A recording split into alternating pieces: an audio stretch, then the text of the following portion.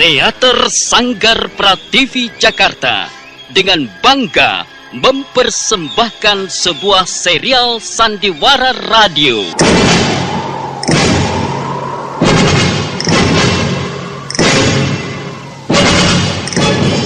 Tanah Semenanjung.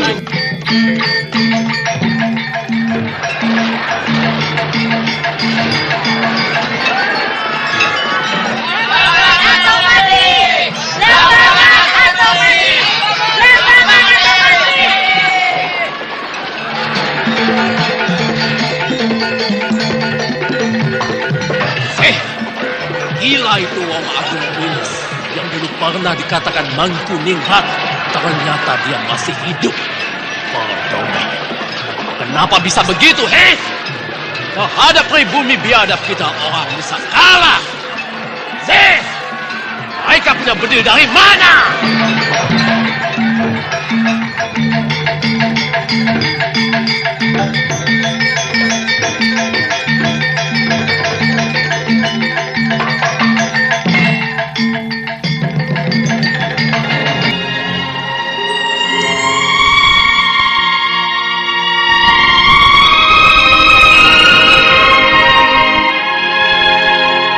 Naskah ditulis oleh J.F.R. Sarjono, diolah dari novel trilogi Putu Prabadarana. Teknik dan montase Edwin Sutandi. Hiasan musik dan sutradara C. Isprionoka. Dalam episode kelima ini dengan judul Tuturan Bencana.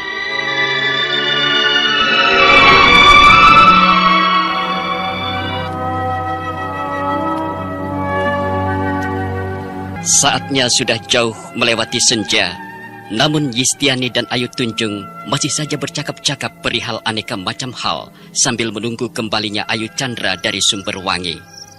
Dinginnya angin yang tiba-tiba berhembus ke dalam bangunan istana tidak kuasa mengusik keasikan percakapan mereka. Apakah Nak Ayu khawatir kalau ibu dihadapkan kepada suatu keadaan yang sangat menyulitkan beliau? Iya, itu yang sangat saya khawatirkan, Bibi. Tentunya kesediaan ibu untuk bekerja sama dengan Hendrik hanya terdorong oleh keadaan yang cukup memprihatinkan selama ini. Agaknya, bergantung pada kemampuan sendiri tidak akan mengubah keadaan. Nak Ayu, Bibi memahami kekhawatiran Nak Ayu akan terjadinya sesuatu yang tidak kita inginkan. Ya, yang mungkin mampu merobohkan kokohnya kepribadian ibu. Tetapi Nak Ayu perlu ingat bahwa Gusti Ratu bukanlah wanita seharga satu keping emas. Bahkan jutaan keping pun tidak akan kuasa memudarkan cahaya Cakrawati kepribadian ibu. Bibi tidak perlu membela ibu terhadap anaknya. Saya berjalan sepanjang lorong kenyataan. Dan dalam kegelapan, ketidaktahuan kehidupan dunia ini, saya senantiasa mencoba meraba kebenaran. Bukti sudah ada, Bibi, bahwa ketegaran pribadi seseorang kadang tak kuasa menahan desakan badai cobaan. Pendapat Nak Ayu memang benar. Tetapi tentunya Nak Ayu tidak pula memungkiri kenyataan bahwa tidak sedikit manusia yang memiliki kepribadian handal terhadap berbagai ragam uji dan cobaan. Ibumu adalah satu di antara yang tidak sedikit itu, Nak Ayu. Satu di antara yang tidak sedikit, kata Bibi? Iya, benar. Bibi percaya itu. Ya, mungkin Bibi telah melihat bukti ketangguhan kepribadian ibu. Tetapi kiranya saya tak salah apabila saya tetap mengkhawatirkan keselamatan beliau. Adakah landasan rasa khawatir Nak Ayu itu? Bibi, mungkin Bibi pernah mendengar atau bahkan sering mendengar kisah tentang keteguhan pribadi Bagawan Palasara, sehingga dia mampu bertahan sebagai pertapa suci. Tetapi sebagai manusia wajar, dan karena kewajarannya sebagai makhluk yang terlahir dengan segala kelemahan, kepribadiannya pernah luluh kala diserang badai ganas kecantikan Durgandini. Iya. Kisah tentang Resi Wisrawa yang dengan sadar membuka pintu benteng pertahanan Cakrawati seorang manusia pilihan, serta membiarkan dirinya dikoyak-koyak panah dan tombak asmara terhadap Dewi Sukesi. Bila saya ingat kembali kisah-kisah ini, Bibi, saya merasa ngeri. Dan kiranya cukup beralasan bila saya merasa khawatir akan keteguhan kepribadian ibu. Iya, Bibi memahami perasaan Nak Ayu. Tetapi satu hal yang perlu Nak Ayu ingat, bahwa betapapun sesat dan aib manusia yang telah melahirkan Ayu, beliau adalah payung tunggul jati dan sesembahan yang pantas Ayu junjung tinggi. Apakah Sri Ratu sudah lelah? Ya, saya sudah lelah. Seharian kita berputar-putar keliling bandar dan kota Sumberwangi. Sri Ratu jangan khawatir. Rasa lelah bisa disembuhkan. Kalau saja saya segera beristirahat, rasa lelah saya akan hilang, Tuan. Benar sekali Sri Ratu. Oleh karena itu, silakan Sri Ratu beristirahat di dalam kamar yang sudah saya siapkan untuk Sri Ratu. Terima kasih, Tuan. Sebaiknya saya pulang saja. Jangan Sri Ratu. Ini kan sudah malam. Tidak baik bagi Sri Ratu untuk pulang sekarang. Tetapi akan tidak baik pula bagi saya untuk menginap di sini, Tuan. Di rumah Tuan. Bagaimanapun juga, saya harus pulang sekarang. Ya, jika itu kehendak Sri Ratu, saya tidak bisa memaksa. Terima kasih. Tetapi sebelum Sri Ratu pulang, sebaiknya Sri Ratu mencoba ini. Apa itu, Tuan? Ini adalah minuman orang Inggris dan dibuat di Inggris pula. Ada namanya? Tentu Tuan. Minuman ini disebut whisky. Whisky? Ya, whisky. Ini adalah minuman orang-orang besar, termasuk para raja. Nah, bukankah Sri Ratu juga seorang raja? Sri Ratu perlu minum whisky. Bagaimana rasanya? Bagaimana rasanya? Ya, saya belum tahu karena belum pernah minum. Wah, enak sekali Sri Ratu. Tetapi jika Sri Ratu nanti mencoba minum, mungkin akan merasakan pahitnya sedikit. Ya, itu biasa bagi pemula. Coba lagi yang kedua, ketiga, keempat, dan rasa pahitnya akan hilang. Yang ada hanya rasa nikmat yang sangat menyegarkan. Rasa lelah Sri Ratu akan hilang. Percayalah. Nah, botol sudah saya buka sumbatnya. Sekarang akan saya tuangkan sedikit whisky ke dalam gelas sloki ini. Nah, silakan minum Sri Ratu. Tidak, Tuan. Saya tidak biasa minum whisky.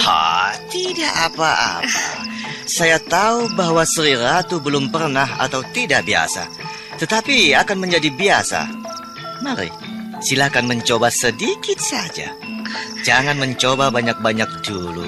Mari, ayo. Tidak apa-apa. Saya belum pernah, Tuan. Saya tahu, Sri Ratu. Saya tahu. Jika memang belum pernah, ya apa salahnya dibuat pernah? Atau mungkin Sri Ratu ingin melihat saya minum? Begitu, Sri Ratu? Iya, silakan. Baik. Saya selalu minum sampai 2 atau 3 gelas.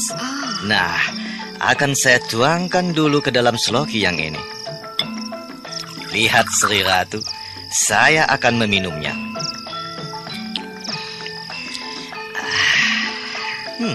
Enak sekali. Nah, sekarang Sri Ratu mencoba sedikit saja. Jangan seperti saya. Iya, saya... tidak, Tuan. Jangan takut. Tidak apa-apa. Sedikit saja. Ayo, cobalah. Ya, akan saya coba. Sedikit saja. Sedikit saja. Nah, sudah. Sudah, itu terlalu banyak, Sri Ratu. Tidak, Tuan. Hanya sedikit kok. Apa arti kok? Coba sedikit lagi, Sri Ratu. Sudah, Tuan. Saya sudah merasakannya, bukan? Ya, tetapi belum ada artinya bila hanya sedikit sekali. Belum bermanfaat menghilangkan rasa lelah, Sri Ratu. Ayo, sedikit lagi. Iya, sedikit lagi. Atau ditambah sedikit lagi. Maksud saya lebih banyak daripada yang pertama tadi. Tetapi sesudah yang kedua ini, saya harus segera pulang. Urusan pulang mudah, Sri Ratu. Ayo, sekali lagi. Nah. Bagus. Sri Ratu sudah bisa minum lebih banyak. Nah, sekarang kita akan minum bersama-sama. Mari, Sri Ratu, sekali lagi. Tentu saja dengan mengucapkan kata-kata harapan agar kerjasama kita akan menghasilkan sesuatu yang baik bagi kita semua. Ayo, Sri Ratu, kita minum bersama-sama. Tapi kepala saya pusing, Tuan. Penglihatan saya berkunang-kunang. Tidak apa-apa, Sri Ratu. Tidak apa-apa. Mari silakan Sri Ratu mengangkat gelas lagi. Ayo. Nah, bagus. Saya dulu yang mengucapkan harapan. Dengarkan, Sri Ratu. Saya minum untuk kejayaan dan kesejahteraan Sri Ratu. Ayo. Apa ucapan harapan Sri Ratu? Saya minum untuk Kejayaan Belambangan. Ayo, terikan Sri Ratu. untuk kejayaan Lambangan.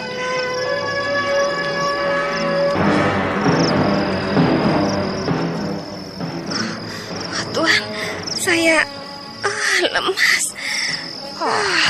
Sri Ratu hendak kemana? Jangan berdiri, nanti jatuh. Sri Ratu?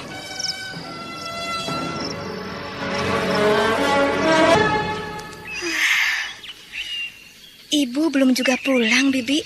Ya, semoga tidak terjadi apa-apa atas diri Gusti Ratu. Iya, semoga. Bila saja beliau terpaksa menginap dikarenakan urusan yang terlalu banyak untuk diselesaikan dalam sehari, kita tidak perlu khawatir, Nak Ayu. Tetapi bagaimana bila menginapnya ibu karena beliau tertahan oleh sesuatu yang tidak menyenangkan, Bibi? Semoga tidak terjadi kecelakaan. Bibi rasa tidak, Nak Ayu.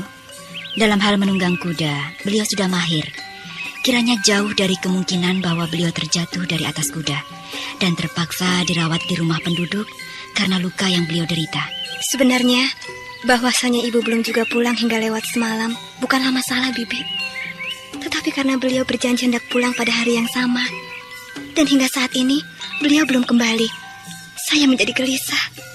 Ya, kecemasan adalah akibat ketidaktahuan yang berlandasan praduga buruk. Bibi juga tergoda untuk cemas, Nak Ayu. Tetapi Bibi tidak mau larut dalam kecemasan itu. Bersikap diamkah yang Bibi maksud? Diam berarti emoh berusaha. Rasa cemas adalah penggugah agar kita berbuat sesuatu. Dan bukannya sekedar rasa yang kita biarkan mengkoyak-koyak ketenangan hati kita. Berdoa, guna memohon bantuan dan perlindungan yang maha suci, adalah landasan usaha kita, Nak Ayu. Sementara usaha itu sendiri adalah sikap menerima kenyataan. Kalau begitu, apakah usaha kita, Bi? Bagaimana kalau beliau kita susul? Kita ke Sumberwangi maksud Bibi? Iya, kita ke Sumberwangi.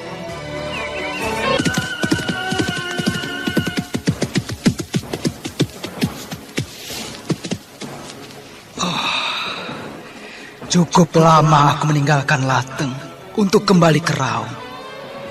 Kini kulihat banyak perubahan yang terjadi di tanah warisan leluhur ini.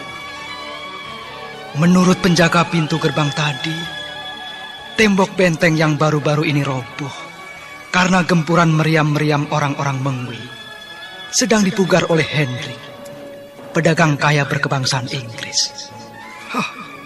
Ini adalah awal buruk yang akan merusak Belambangan dan kehidupan seluruh warganya. Ya, tanah warisan leluhur ini agaknya sudah akan menjadi tanah jajahan orang asing. Sungguh mengerikan. Mengerikan. Tetapi Raung tidak akan tinggal diam. Raung sudah siap untuk menghalau bangsa asing yang berniat menjajah Belambangan. Ya, aku harus segera bertemu dulu dengan Nak Ayu Tunjung. Semoga beliau mau kembali ke Raung.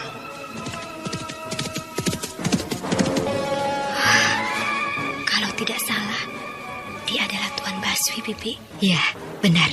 Tuan Baswi datang. Dia datang pasti untuk memanggil saya supaya pulang ke Raung. Iya, mungkin. Kalau begitu, sebaiknya saya segera pergi saja. Silakan Bibi menemui Tuan Baswi sendirian. Saya tidak mau pulang ke Raung sebelum tahu akan nasib ibu. Silakan, Ayu. Balang dan Lambung sudah menunggu. Baik, saya akan mengambil jalan sebelah sana supaya tidak berpapasan dengan Tuan Baswi. Ya, masalah Balang dan Lambung akan Bibi beritahu jalan yang Nak Ayu ambil. Akan Bibi suruh seorang dayang untuk memberitahunya. Tetapi tolong perintahkan agar segera menyusul saya, Bibi. Iya, pasti, Nak Ayu. Nah, saudara pendengar, bagaimanakah kelanjutan kisah ini? Silahkan menanti seri berikutnya. Sampai jumpa.